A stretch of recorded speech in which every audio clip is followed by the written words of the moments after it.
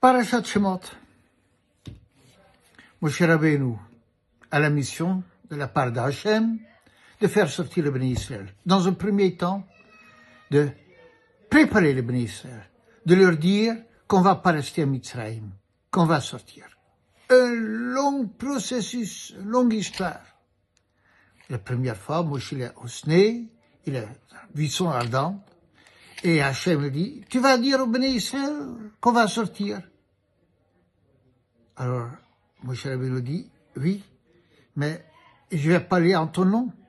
Ils vont me demander, mais Ma'ashemo, voyons, Ma'ashemo, Ma'omar Aleim. Ils vont me demander, mais comment s'appelle Dieu? Ma'omar Aleim, qu'est-ce que je vais leur dire? Mais ils avaient bien l'héritage d'Abraham et Yitzhak et de Yaakov, de savoir comment Hachem s'appelle. Quelle est la question?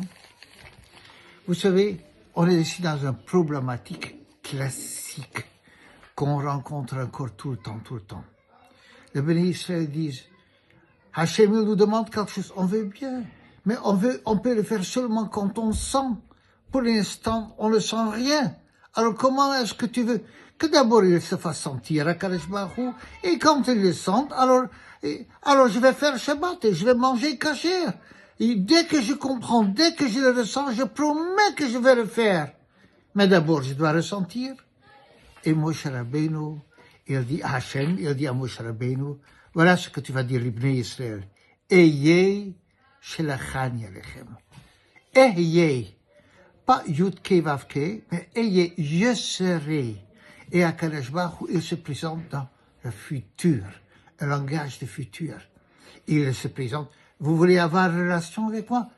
Évidemment, c'est naturel, et c'est indispensable d'avoir un échange avec eux. Mais cet échange, vous ne pouvez pas l'avoir aujourd'hui. Vous voulez faire Shabbat quand vous sentez Hachem, ça ne marche pas comme ça. Quand vous faites Shabbat, alors vous serez capable d'apprécier Hachem dans le monde, de sentir.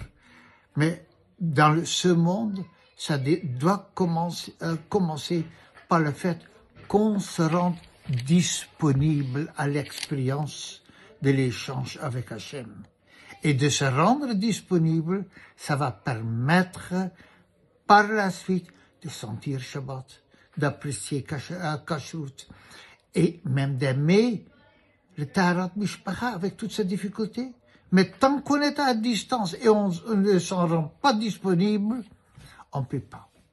Et c'est ça le pshat qu'Hachem il répond, tu diras au Béni Israël, Eyeh shelachani. On doit toujours se rendre d'abord disponible. Et par la suite, on est en mesure de sentir d'une façon ou d'autre, intellectuellement, émotionnellement, affectivement et cérébralement, la présence d'Hachem. Mais ça ne peut jamais commencer si on ne fait pas le premier pas. Shabbat Shalom à tout le monde.